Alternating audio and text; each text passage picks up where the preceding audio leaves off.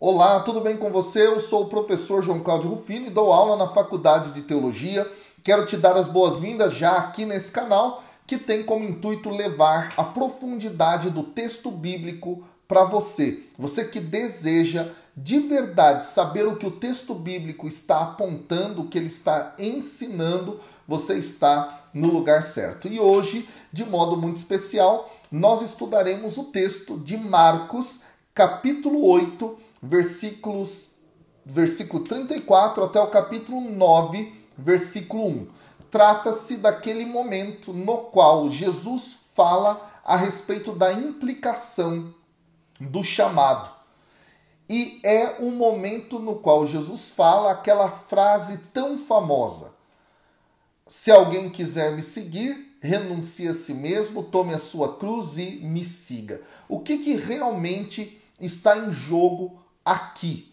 Vamos então fazer um estudo profundo desse texto no dia de hoje. Mas antes, eu quero te pedir que você possa curtir, que você possa compartilhar, que você possa deixar aqui embaixo seus comentários, porque quanto mais pessoas assim o fizerem, mais o nosso vídeo ele vai ser entregue pela plataforma do YouTube. Um outro aviso importante consiste justamente no fato de que nós temos, muitas pessoas que estão sendo desinscritas, não sei nem se existe essa palavra, tá bom?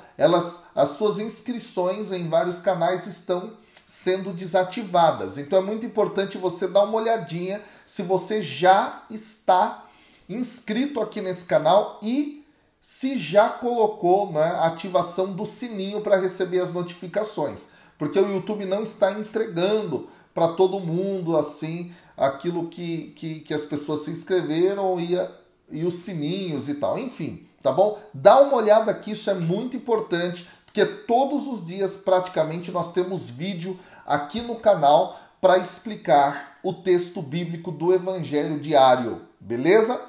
Bom, sem mais delongas, vamos ler aquilo que o texto está dizendo, que é assim: chamando a multidão, juntamente com seus discípulos, disse-lhes: se alguém quiser vir após mim, negue-se a si mesmo, tome a sua cruz e siga-me.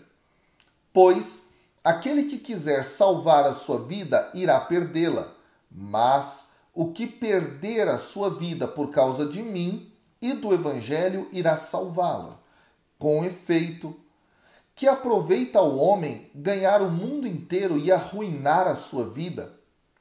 Pois o que dá o homem em troca da sua vida?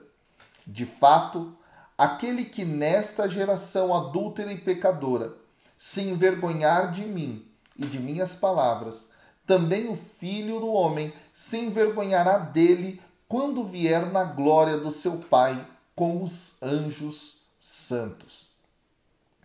Versículo 1 do capítulo 9. E dizia ainda: em verdade vos digo que estão aqui presentes alguns que não provarão a morte até que vejam o reino de Deus chegando com poder. Bom, pessoal, primeiro fato fundamental aqui é compreender o contexto dentro da narrativa de Marcos. Nós estamos no centro deste evangelho. E eu já disse aqui em vídeos anteriores que geralmente para a cultura bíblica, aquilo que se encontra no centro dos textos é justamente o dado que o autor quer enfatizar. Então nós estamos no núcleo do ensinamento desse evangelho. Se lembra que a moldura que está construída, eu já expliquei aqui, mas é sempre bom retomar. Jesus cura um cego em Betsaida. No final, Jesus cura o cego Bartimeu em Jericó. E nesse meio, Jesus anuncia por 3 vezes que ele vai morrer por todos lá em Jerusalém. Então nós estamos nesse núcleo aqui, nesse meio, tá bom? Esse fato é muito importante. Jesus então dentro desse meio, desse núcleo, desse centro do evangelho, ele está ensinando aos seus discípulos o que é ser discípulo.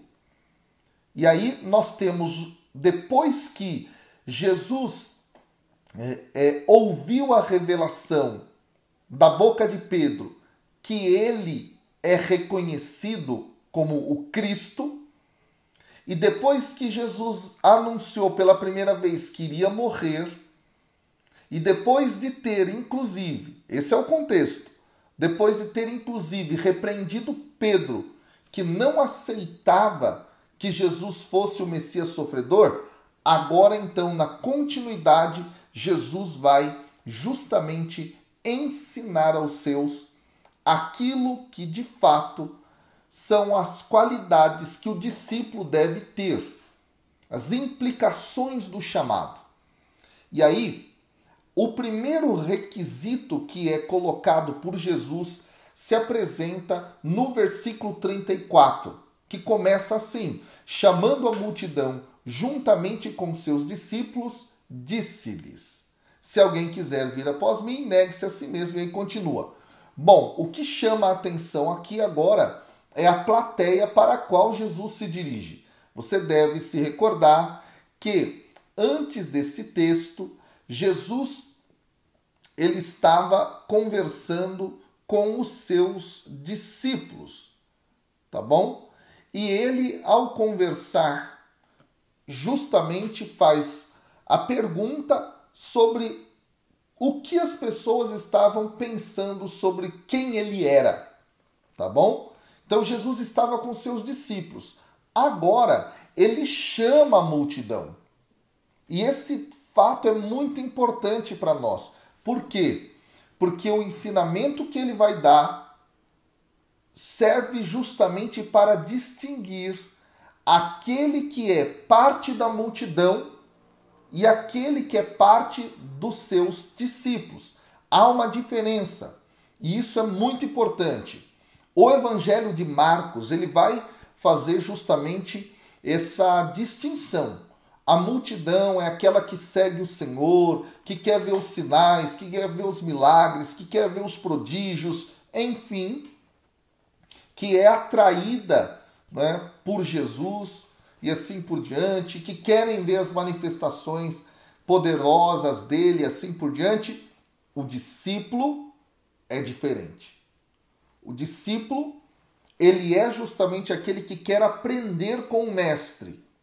Tá? Então aqui a multidão é chamada, bem como os discípulos. E agora Jesus vai colocar a implicação do chamado para o discípulo. E aí, há muito a explicar aqui, eu quero só ressaltar algumas coisas, tá? A primeira construção, ela é uma construção que tem uma frase condicional e 3 imperativos. Então, se alguém quiser vir após mim, essa é a frase condicional. Agora vem o primeiro imperativo. Negue-se a si mesmo. O que significa isso? Não tem como seguir Jesus sem negar a si mesmo.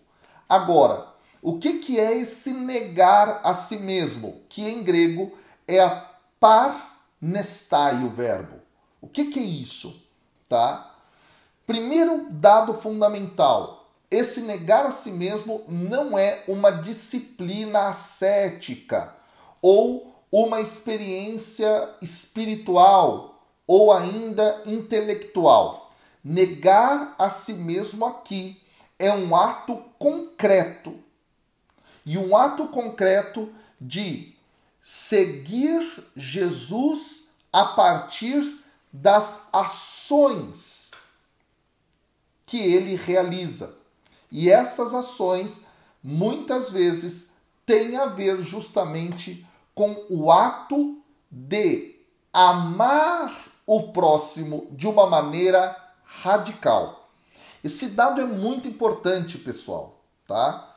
Porque o sentido desse verbo, negar a si mesmo, é justamente construído aqui nesta direção, tá bom? Então a gente nunca pode se esquecer disso. E aí vem o segundo imperativo: tome a sua cruz. E esse tomar a cruz aqui é fundamental porque é justamente o ato concreto de Jesus que morre por todos, que dá a sua vida por todos. Nós sabemos já o fim da história, é isso que vai acontecer. Então, o leitor é convidado aqui a fazer como Jesus. E aí, então, vem o terceiro imperativo: siga-me. Percebe, então? Esse siga-me, ele tem a ver com entrar pelo caminho de Jesus.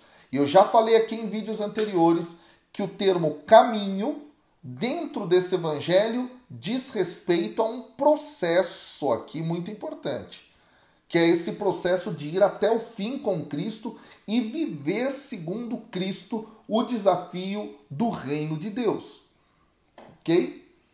Aí o que vem agora? Dos versículos 35 ao 38, nós temos apresentadas uma série de razões do porquê, portanto, é que se deve negar a si mesmo, tomar a sua cruz e seguir o Senhor. Agora vem aqui um conjunto muito importante de 4 pois, exatamente.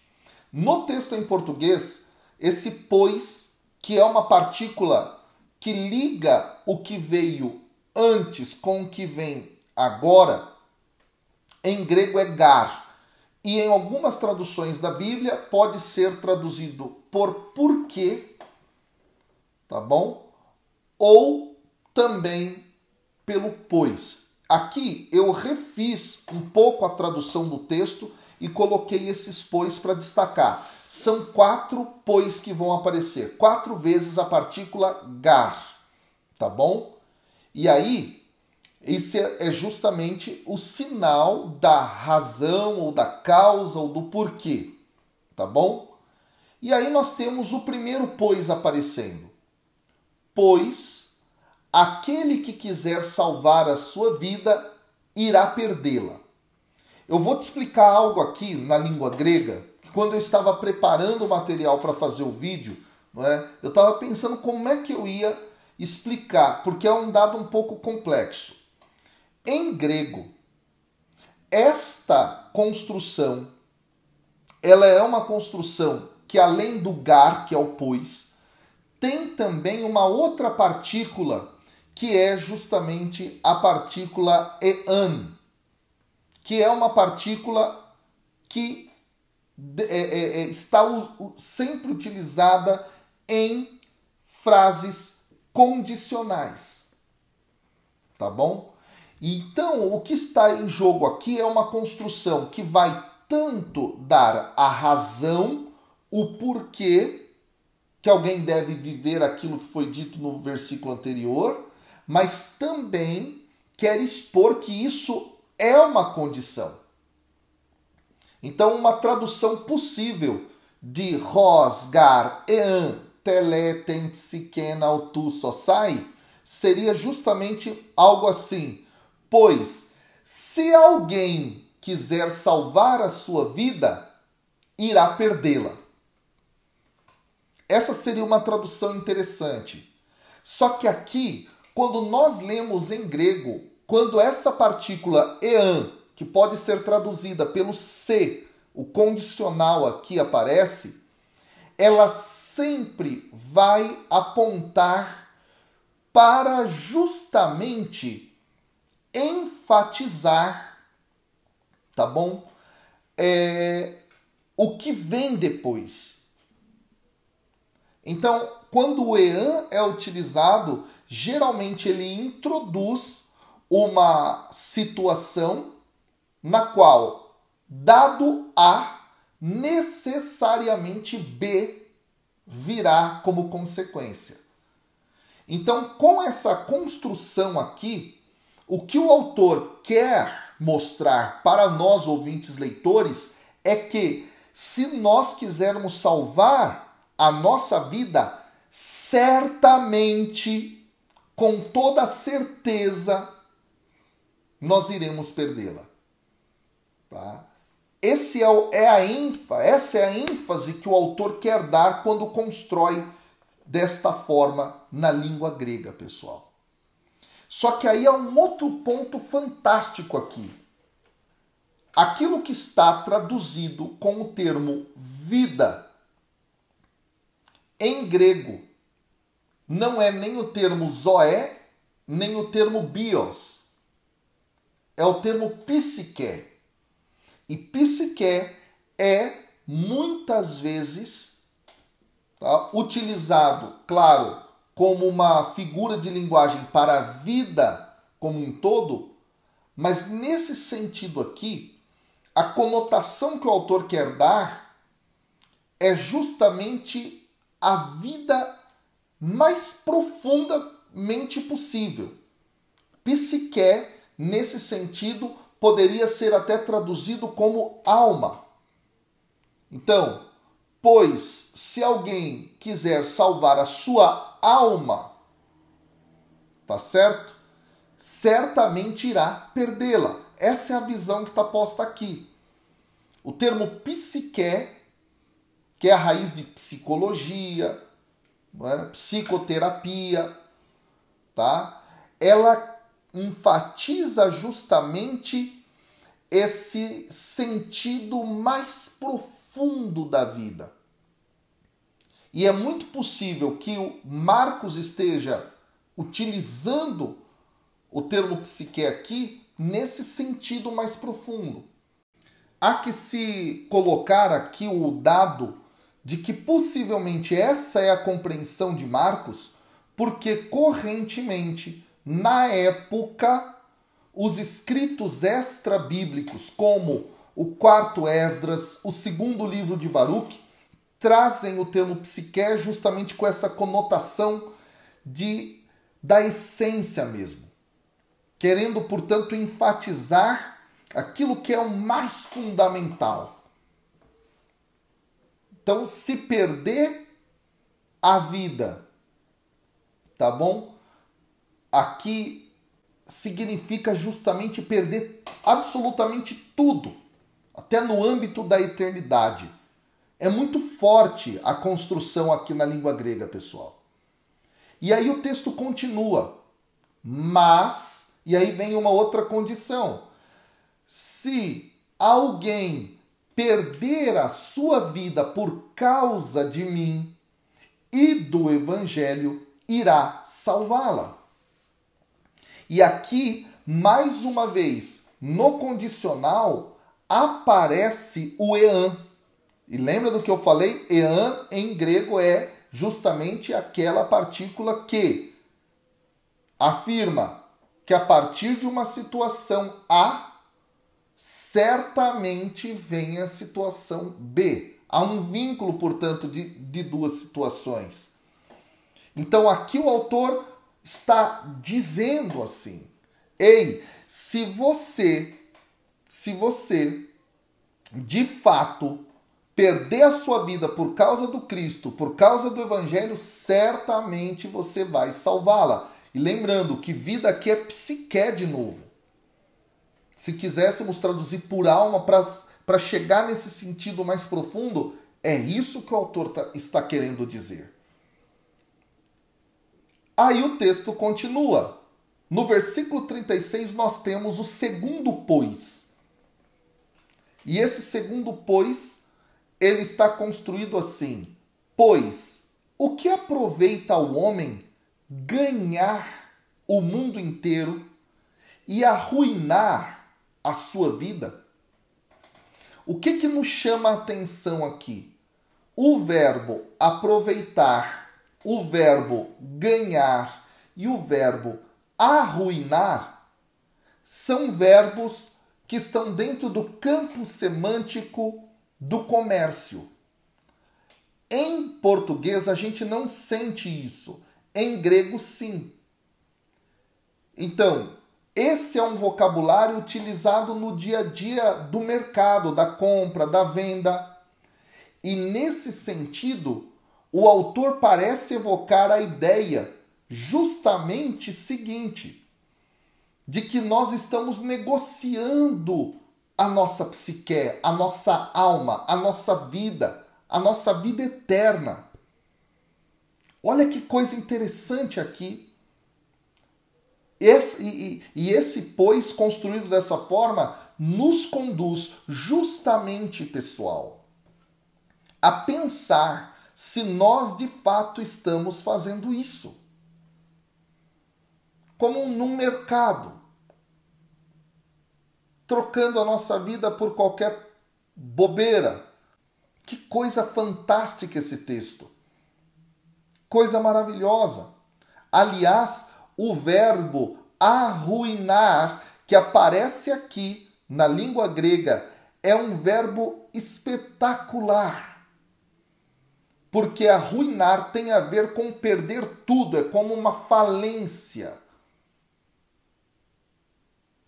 Como é a linguagem aqui do mercado, não é? Do comércio, etc. É justamente o arruinar, é isso. É justamente perder absolutamente tudo o que você tem, falir totalmente, gerando inclusive um sofrimento. E é muito interessante que esse verbo, ele é utilizado, por exemplo, no sentido de confiscar alguma coisa. Esse arruinar é confiscar também. E esse tem a ver com uma penalidade. Olha que dado interessante isso. O autor está querendo nos colocar justamente diante dessa situação. Você quer falir? Perder tudo?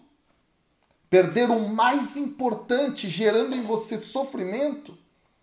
Olha que coisa fantástica. Aí o versículo 37. É o terceiro pois. São 4. Esse é o terceiro. Pois, o que dá o homem em troca da sua vida? Aqui nós temos, pessoal, justamente o trocar. Também é um outro verbo, é o quarto verbo desse campo semântico do comércio aqui. Que é justamente a palavra aqui antalagma, ou melhor, que é algo que é dado em troca, um câmbio, justamente. O que o homem está dando em câmbio, em troca, do ponto de vista comercial mesmo, da sua vida? Que coisa espetacular aqui. Em outras palavras, é assim: qual é o preço pelo qual você está entregando a sua salvação? Você está dando sua salvação a que preço? Essa é a ideia que o autor quer passar aqui. E é muito interessante que em livros da época extra-bíblicos do judaísmo, reflexões parecidas com essa vão aparecer no segundo livro de Baruque, no capítulo 17. É um livro apócrifo. Nos versículos 2 e 3 nós temos assim: pois que provou Adão que ele viveu 930 anos e transgrediu o que lhe foi ordenado?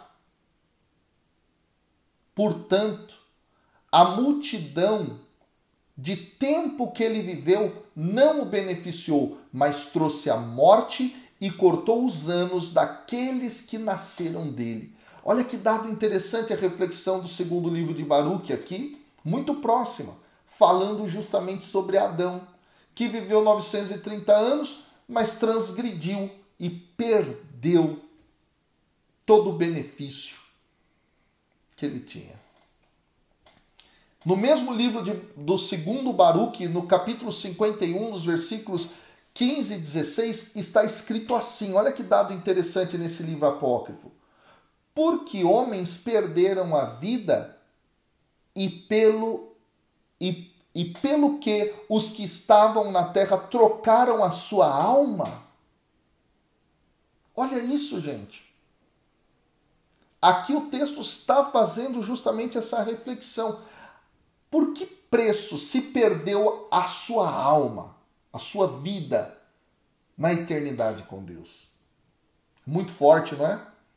Aí nós temos agora o versículo 38. O quarto, pois, portanto, a quarta razão pela qual nós devemos renunciar a nós mesmos, tomarmos a nossa cruz e seguirmos ao Senhor.